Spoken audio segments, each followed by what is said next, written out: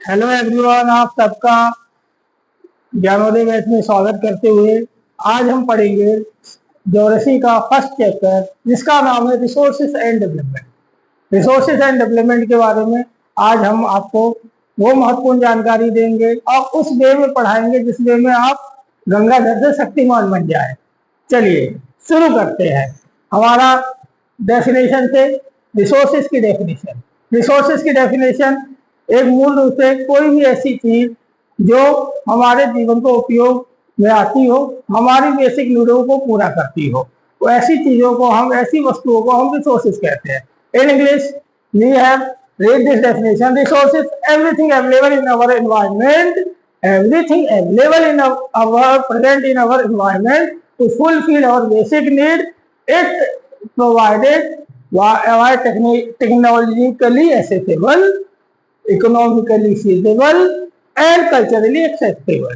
ये तीनों शब्द बड़े भारी हैं, इनको मैं आपके लिए हिंदी में डिकोड कर देता हूं जिससे आप इजी वे में इसको अंडरस्टैंड कर पाए। जैसे ऐसे रिसोर्सेज जिसको हम टेक्निक के माध्यम से क्या करें, उपयोग बनाए, अपने जीवन में उतार पाए। जैसे मोबाइल, ये टेक्नोलॉजी के माध्यम से हम मोबाइल के जरिए अपना एजुकेशन चैनल प्रमोट करते हैं और आप लोग उस एजुकेशन को इजी वे में क्या करते हैं, ग्रास्प करते हैं, सीखते हैं। तो ऐसी टेक्नोलॉजिकली एसेसेबल मतलब ऐसी वस्तुएं, फिर से रिपीट कर रहा हूँ जिससे आपको इजी वे में समझ में आए। जैसे ये क्या है, मार्केट टेक्नोलॉजिकली बनाया गया है, एसेसेबल है, कम प्राइस में, किफायती है और इसका यूज करके हम आपको पढ़ा रहे हैं। तो ये एक रिसोर्स है टीचर के लिए जिसके माध्यम से आपको वो लिख के अपनी बात को रिप्रेजेंट और एक्सप्रेस करता है। इसी ऐसी ही चीजों को टेक्नोलॉजिकली एसेसिबल कहते हैं, जैसे car, bike, mobile and education. ये आपके लिए टेक्नोलॉजिकली एसेसिबल बनाई जा रही है। ये सब रिसोर्सेज को आपको बहुत इजीली वे में समझाया जा रहा है। सेकेंडली, इकोनॉमिकली फीजेबल, आर्थिक रूप से किफायती। ऐसा ना हो कि चीजें इतनी महंगी रिसोर्सेज हो जाए कि लोगों तक पहुंच ही नहीं पाए, लोग उसको अपने जीवन के लिए खरीद ही नहीं पाए या उसका यूज ही नहीं कर पाए। इसलिए इसको किफायती बनाना, रिसोर्सेज को इतना किफायती बनाना कि हर पर्सन के पास, हर पीपल के पास ये चीज इजिली पहुंच जाए। देन कल्चरली एक्सेप्टेबल, मतलब ऐसी चीज में नहीं बना देना कि कल्चरली मतलब हमारा समाज उस चीज को एक्सेप्ट ही नहीं करे, ऐसे रिसोर्सेज को एक्सेप्ट ही नहीं करे। ऐसी चीजें बना देना जो आप जानते हैं बहुत सारी ऐसी चीजें जिसको समाज एक्सेप्ट नहीं करता, बट धीरे धीरे समय के साथ सब चीजें एक्सेप्ट हो जाती है। यही रिसोर्सेज की खासियत है।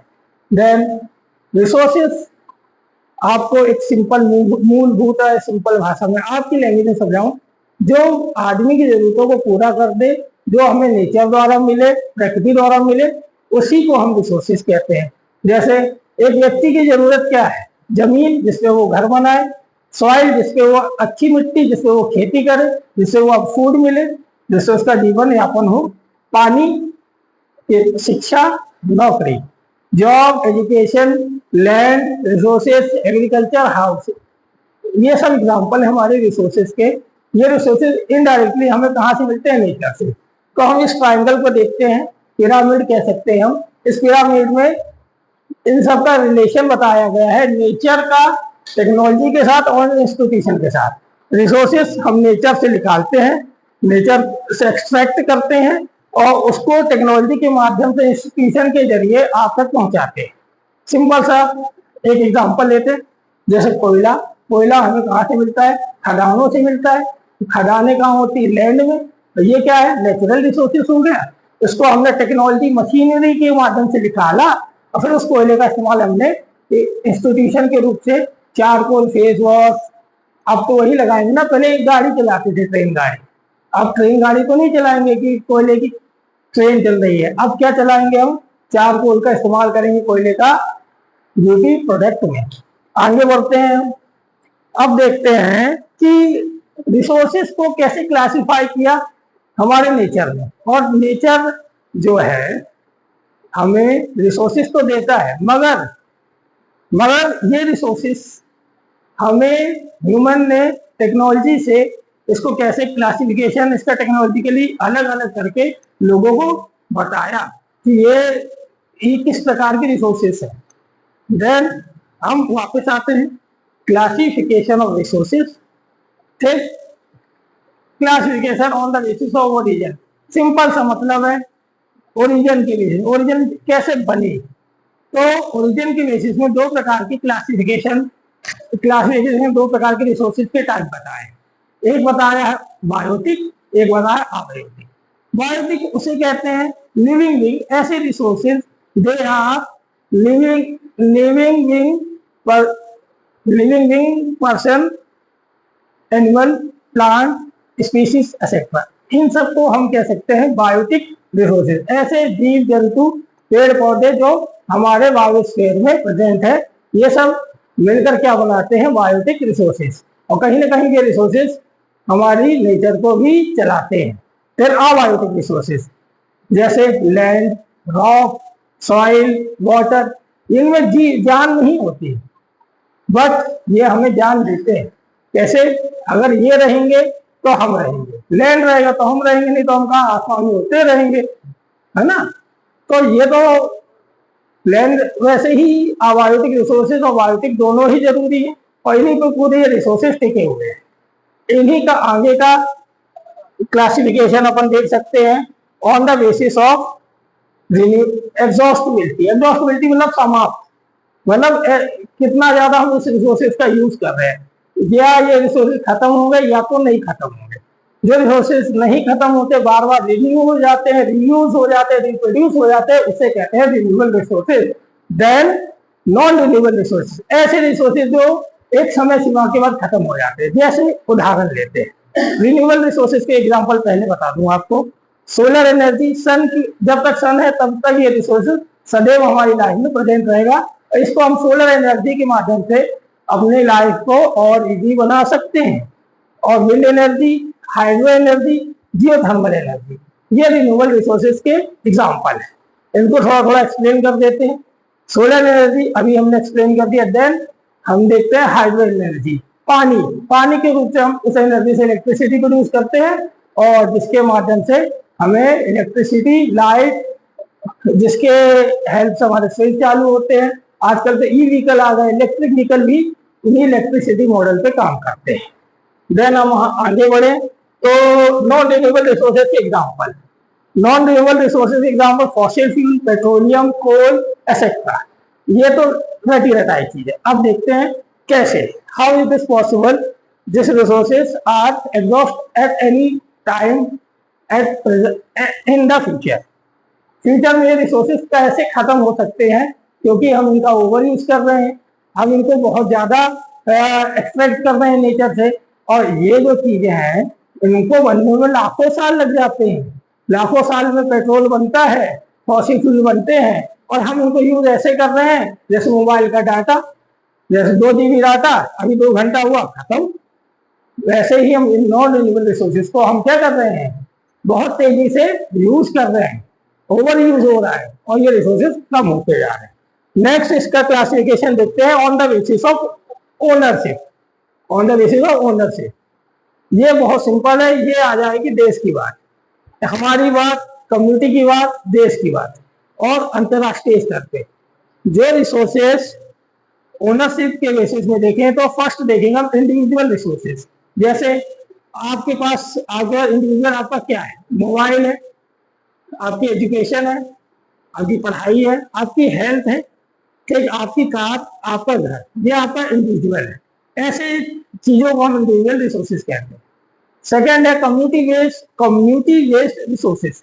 ऐसे रिसोर्सेज जो हमें गवर्नमेंट, हमारे देश में जो हमारी सरकार है वो हमें प्रोवाइड कराती है।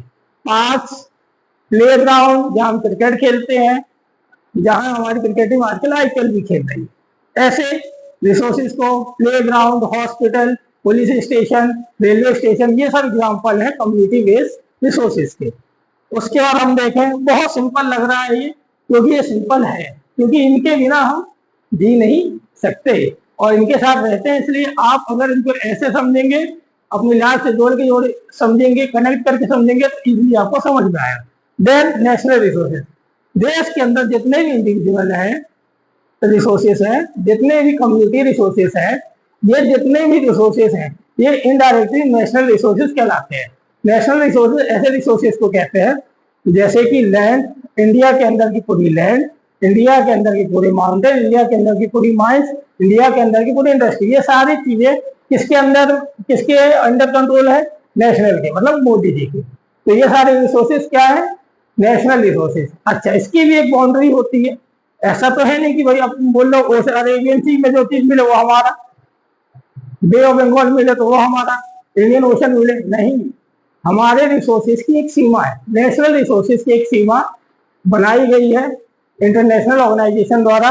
अगर हम इंडिया को देखें, इंडिया के मैप में आते हैं, अगर यहाँ से हम 12 नॉटिकल माइल चलते हैं, 12 नॉटिकल माइल, ठीक, मतलब लगभग 22 किलोमीटर, इतना डिफरेंस तक अगर हमें जो चीज नेचर देती है समुद्र के अंदर वो हमारा है, ऐसे रिसोर्सेज नेशनल रिसोर्सेज कहलाएंगे। ठीक, अब इसके बाद किसका है? वो भी है इंटरनेशनल रिसोर्सेज। अगर 22 नॉटिकल माइल या 12 नॉटिकल माइल 22 किलोमीटर की डिस्टेंस की बात, सी बाउंड्री के बाद जितनी भी ओशन बनते हैं, जितने भी ओशन होते हैं, जितनी भी सी होती है, जो एरिया होता है, वो सब इंटरनेशनल ऑर्गेनाइजेशन में होता है। उसके अंदर से जो मिलेगा वो इंटरनेशनल रिसोर्सेज कहलाएगा। अच्छा, ये रिसोर्सेज को थोड़ा और अपन समझें। ऐसे रिसोर्सेज जो किसी इंटरनेशनल ऑर्गेनाइजेशन जैसे यूनाइटेड नेशन, WHO, IMF, ऐसी ऑर्गेनाइजेशनों द्वारा कंट्रोल किए जाते हैं, जिनकी सीमा किसी देश से 200 नॉटिकल माइल के बाद जो एरिया सी में आता है, 200 नॉटिकल माइल के बाद, 200 नॉटिकल माइल के बाद जो समुद्र है, जो ओशियन है, वहां जो भी चीजें मिलेगी, चाहे natural gas, fossil fuel, petroleum या हीरे जवाहर, सब किसका होगा? International organisation. अगर किसी देश को उस एरिया को अपने यूज में लाना है तो उसको सहमति लेनी पड़ेगी इंटरनेशनल ऑर्गेनाइजेशन से, और क्योंकि ये हमारे किसके अंदर आएगा? इंटरनेशनल रिसोर्सेज के अंदर आएगा। अब हमारे इस क्लास का आखिरी क्लासिफिकेशन, जो कि बहुत ही पेचीदा दिखता है मगर है नहीं, उसको हम सरल बनाते हैं, उसको देखते हैं। The last classification of resources on the basis of status of development, on the basis of status of development. Development किसका? स्टेटस। रिसोर्सेज जो हम डेवलप कर रहे हैं उनका स्टेटस क्या है, अभी प्रेजेंट में उनका सिनेरियो क्या है, उनकी पोजीशन क्या है, कितना है, कितना घट गया, कुछ रिजर्व किया है या कुछ स्टॉक किया है, किसी के लिए टेक्नोलॉजी है, किसी के लिए नहीं, इसको समझते हैं। या पोटेंशियल कितना है ना। जैसे हम स्टार्ट करते हैं on the basis of status of development. First देखेंगे हम पोटेंशियल रिसोर्सेज, ऐसे रिसोर्सेज जिसमें पोटेंशियल तो है, ऐसे रिसोर्सेज जिसमें पोटेंशियल तो है बट टेक्नोलॉजी महंगी है, उनको हम यूज करने के लिए हमें बहुत पैसा खर्च करना पड़ेगा। जैसे राजस्थान और गुजरात में देखें तो वहाँ हवाएं बहुत तेज चलती हैं, बहुत तेज हवाएं, और सन की रेस डायरेक्ट पड़ती है, क्योंकि टॉपिक ऑफ कैंसर के ऊपर है। ठीक, जून, मई और अप्रैल के महीने में डायरेक्ट सन रेस पड़ती है। ठीक, अब इसमें क्या हो सकता है? हम इसका यूज कर सकते हैं सन की एनर्जी का, सोलर प्लांट लगा के, विंड एनर्जी का विंड मिल लगा के यूज कर सकते हैं। ठीक, मगर इनको लगाने का जो खर्चा है, इसमें जो टेक्नोलॉजी वहां लगाई जाएगी वो बहुत एक्सपेंसिव है, बहुत कॉस्टली है। किसके लिए? हमारी गवर्नमेंट के लिए। ये मतलब ये रिसोर्सेज में पोटेंशियल तो है, विंड में पोटेंशियल तो है कि विंड मिल से इलेक्ट्रिसिटी प्रोड्यूस कर सकते हैं, सोलर एनर्जी से हम बहुत चीजें कर सकते हैं, बट हमारे पास टेक्नोलॉजी जो है हमें बहुत महंगी पड़ रही है, इसलिए हमारी सरकारें इनमें अभी पैसा कम खर्च कर रही है या हाथ को थोड़ा रोक के रखी है ऐसे रिसोर्स, क्योंकि उनको पता है कि इसमें पोटेंशियल है बट एक्सपेंसिव। इससे रिसोर्सेज, इस टाइप के रिसोर्सेज को हम पोटेंशियल रिसोर्सेज कहते हैं, जिसमें पोटेंशियल तो है बट टेक्नोलॉजिकली एक्सपेंसिव है। देन स्टॉक रिसोर्सेज, ये बढ़िया रिसोर्सेज है। ये रिसोर्सेज हमें पता है, स्टॉक रिसोर्सेज जैसे पानी, पानी हो गया H2O। साइंस पढ़ रहे हैं आप लोग, साइंस पढ़िए, हमारे बैच में साइंस भी पढ़ाया जाता है, उसमें आपको पता चलेगा H2O की केमिकल रिएक्शन। ठीक, तो H2O को अगर हम अलग कर दें तो H2 और O2 में वो डिवाइड हो जाता है। अब हाइड्रोजन का स्टॉक हमारे पास, पानी बहुत सारा है, स्टॉक बहुत है, पानी का स्टॉक है ना, abundance of water, because they are the land of river, they are the country of river. तो यहाँ H2O बहुत है, बट हमारे पास वो टेक्नोलॉजी नहीं बनाई गई है कि H2 को अलग करके O2 को अलग करके इसको यूज करें, क्योंकि हाइड्रोजन का यूज न्यूक्लियर बम बनाने में भी होता है, बट हमारे पास ऐसी कोई टेक्नोलॉजी ही नहीं है अभी कि हम उसका इस्तेमाल कर पाए। मतलब ऐसे रिसोर्सेज जो हमारे पास बहुत हैं, अबंडेंस मात्रा में है, ह्यूज क्वांटिटी में है, बट हमारे पास टेक्नोलॉजी ही नहीं है कि हम उसको ब्रेक करके अपनी लाइफ में, डेली लाइफ में उसको यूज कर पाए। जैसे एग्जांपल में हाइड्रोजन, अभी आपको बता दिया हाइड्रोजन बम बनाना है, या हाइड्रोजन ट्रेन चलानी है, हाइड्रोजन इंजन बनाना है, बट क्यों नहीं पॉसिबल? क्योंकि हमने H2O को जो ब्रेक करने की प्रोसेस है, ऐसी टेक्नोलॉजी हमने अभी तक बनाई ही नहीं है येट, अभी तक। तो ऐसी टेक्नोलॉजी बन जाएगी तो ये स्टॉक हमारे लिए एक डेवलप्ड रिसोर्सेज के रूप में आएगा। ऐसे रिसोर्सेज को स्टॉक रिसोर्सेज कहते हैं। ठीक, अब हम अगला इसका देखते हैं टाइप या क्लासिफिकेशन, जिसे आप सिंपल सी भाषा में कह सकते हैं डेवलप्ड रिसोर्सेज। ऐसे रिसोर्सेज जो हमने डेवलप कर लिए हैं, जैसे coal, petroleum, fossil fuel, uranium, copper, iron, ये सब हमने धरती से निकाल लिया और अपने डेली लाइफ में डेवलप्ड है, यूज करें। ऐसे रिसोर्सेज जो इनडायरेक्टली आप देख रहे हैं, आप जिनके बारे में सुनते हैं, जिनकी खदानें होती हैं, जैसे सीमेंट इंडस्ट्री, ये रिसोर्सेज हमारे पास हैं, इनके लिए मशीन्स भी है, हम इसको डेली लाइफ में यूज भी कर रहे हैं। ऐसे रिसोर्सेज को हम कहते हैं डेवलप्ड रिसोर्स, जिनका मतलब स्टॉक भी है, सब है हमारे पास। देन लास्ट रिसोर्स है रिजर्व रिसोर्सेज। लास्ट है इस क्लासिफिकेशन का, रिसोर्सेज को हमने क्लासिफाई किया और लास्ट में हमने देखा रिजर्व रिसोर्स। ऐसे रिसोर्सेज जो हमारे पास रिजर्व है, ये गाड़ी का रिजर्व गियर नहीं है, ये स्टॉक का ही दूसरा नाम है।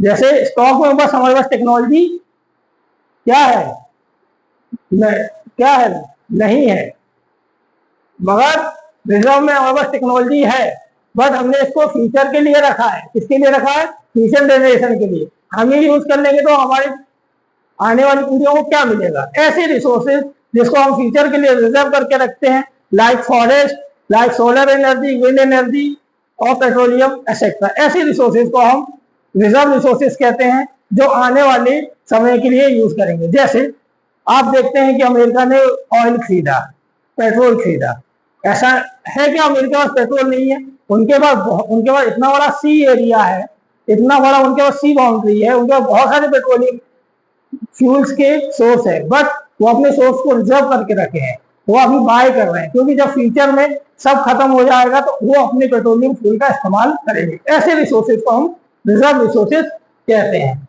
इस क्लास में आपने आज रिसोर्सेज और क्लासिफिकेशन रिसोर्सेज पढ़ा, जिसके अंदर आपने देखा कि रिसोर्सेज को कितने अलग अलग रूपों से हम अपने जीवन में देखते हैं और समझते हैं। अगली क्लास में आप मेरे साथ पढ़ेंगे रिसोर्सेज का डेवलपमेंट, रिसोर्सेज का conservation, planning of resources, sustainable development की डेफिनेशन और एजेंडा 21 का प्लान, जिसने देश में एक नैरेटिव सेट किया कि ये रिसोर्सेज को हमको बचाना है हमारी फ्यूचर जनरेशन के लिए। ठीक, आप सब को अगली क्लास में हम मिलते हैं। इससे पहले आप इसका स्क्रीनशॉट में रख लें, जो आपकी पढ़ाई में हेल्प करेगा। 2 मिनट के लिए मैं साइड करता हूँ। देखिए,